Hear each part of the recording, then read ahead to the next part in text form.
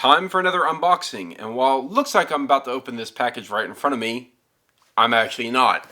This one I'm going to save until a little bit later. I actually expect to receive the pair for this box in 2 days, so I will have an unboxing with this one a little bit later. For now, I'm going to open up this one. Yet another Museum Replicas deal of the day. I'm actually looking forward to opening this one.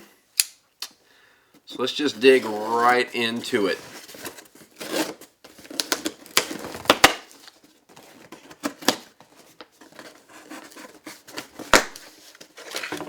Okay. As always with the Museum Replicas, they package it with a little bit of bubble wrap and this envelope thing. Here we go. I think it's in a general shape that most people are going to know what this is. There's a letter attached to this. That's a first. Oh, care and use of a windlass blade. If you know how to use and care for any type of good high carbon steel sword, you'll know how to use it for this. Alright, so this was a deal of the day. I wasn't sure I was going to pick this one up, but I decided to after seeing that some general reviews of it were actually fairly good on a couple of different sites. And I don't really have necessarily an interest in this type of sword, but doesn't hurt to have another sword ever. So let's see here. Here's the general shape. So you're beginning to get an idea of what type of sword this is.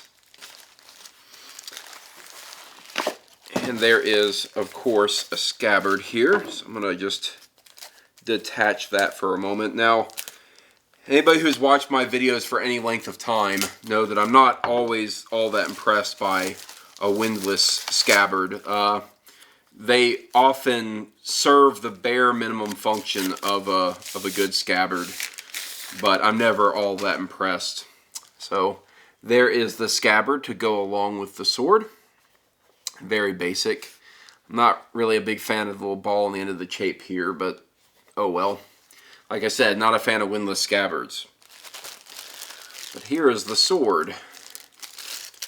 Let's unpackage it so we can take a little bit better look at it. And I don't believe I had this one sharpened by Windlass. They of course put a pretty heavy secondary bevel on swords that they sharpen because they use a grinder. I figured this one I'll probably just sharpen myself at some point in the future.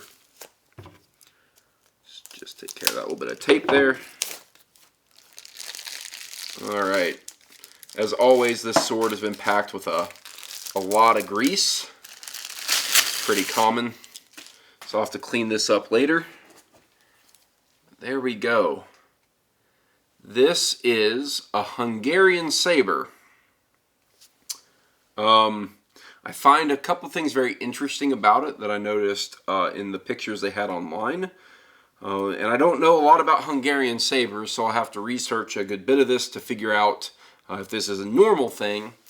As you can see right here, where the cross and the blade are, right at the hilt, there is a large gap between these kind of decorative lenticular bits.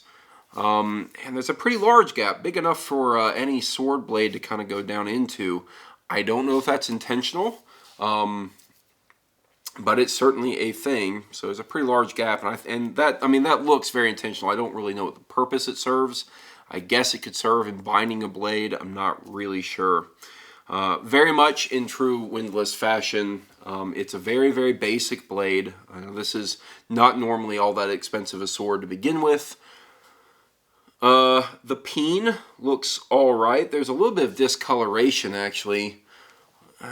Probably hard to see in the video, but certainly when I do a review of this in the future, I'll make note of it. But there's some large discoloration around the peen point, but actually it's a fairly smooth peen on the pommel. Boy, this sword actually feels really good in the hand. Yeah, it's not sharp at all. I'm surprised by how good this feels. Yeah, so I fully intend on sharpening this sword myself. I probably won't use a grinder. I'll actually use a good whetstone. It's a very, very basic sword. There's not a lot to it. The price, the actual retail price, isn't all that expensive. It's probably, I think, around 170. Of course, deal of the day had that at about roughly 50% off, and I really can't turn my nose up at a good deal on a sword, especially if it's one of a style that I don't already own. So this and the scabbard and all of it will probably end up going in a new sword rack I'm getting ready to install in my little armory. But yeah, that's pretty interesting. Like I said, it's got a good feel. You'd expect with the size of the blade and the length of it that it would be a lot more blade heavy than it is. And I think they've added some weight just in terms of how much metal is in the hilt to really kind of offset that a bit.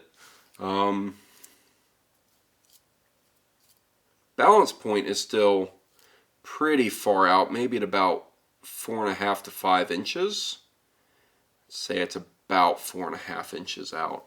But it still feels really good even for that, and I would imagine I could get some good hits in with that fairly well. So I look forward to actually testing this one out. The overall design of the blade is very basic. It almost feels like a machete, except just a little bit thinner in terms of overall width. But yeah, I like it. I don't think this was a bad purchase at all. You know, Windlass is what Windlass is. It's not, they're not, you know, the top of the line, but you can get a fairly decent functional sword for the money that you put into it.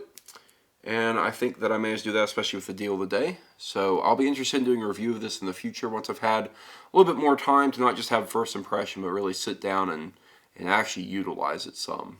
So there you go. That is the Windlass Hungarian Saber from Museum Replica's Deal of the Day.